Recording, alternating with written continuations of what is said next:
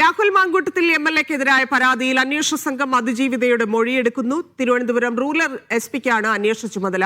FIR ഉടൻ register ചെയ്യും. അന്വേഷണത്തിന് പ്രത്യേക സംഘത്തെ രൂപീകരിക്കാനും തീരുമാനമായി.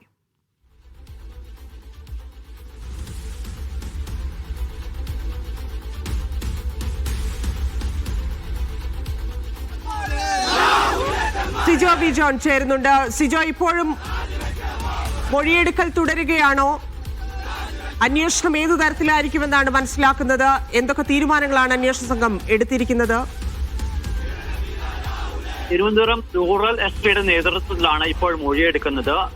വൈകുന്നേരം 3:30 കൂടിയാണ് മുഖ്യമന്ത്രിയുടെ ഓഫീസിലെത്തി അതിജീവിത പരാതി നൽകുന്നത്. അതിനെ തുടർന്ന് വളരെ വേഗത്തിൽ തന്നെ അന്വേഷണ സംഘത്തിന് ഈ പരാതി കൈമാറുകയായിരുന്നു. അന്വേഷണ സംഘം ഈ പരാതി വിശദമായി പരിശോധിച്ചു. അതിനുശേഷമാണ് മൊഴിയെടുക്കലിലെ നടപടികളിലേക്ക് അന്വേഷണ സംഘം കടന്നിരിക്കുന്നത്.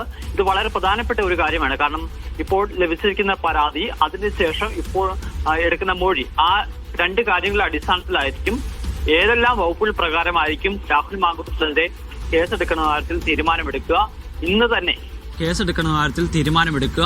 ഇന്ന് തന്നെ ഈ മൊഴിയെടുക്കൽ പൂർത്തിയായാൽ വൈകാതെ തന്നെ എഫ്ഐആർ രജിസ്റ്റർ ചെയ്യുമെന്നുണ്ടെങ്കിൽ വൈകാതെ തന്നെ അറസ്റ്റിലേക്ക് കടക്കാനുള്ള സാധ്യതയാണ് അന്വേഷണ സംഘം പരിശോധിക്കുന്നത്.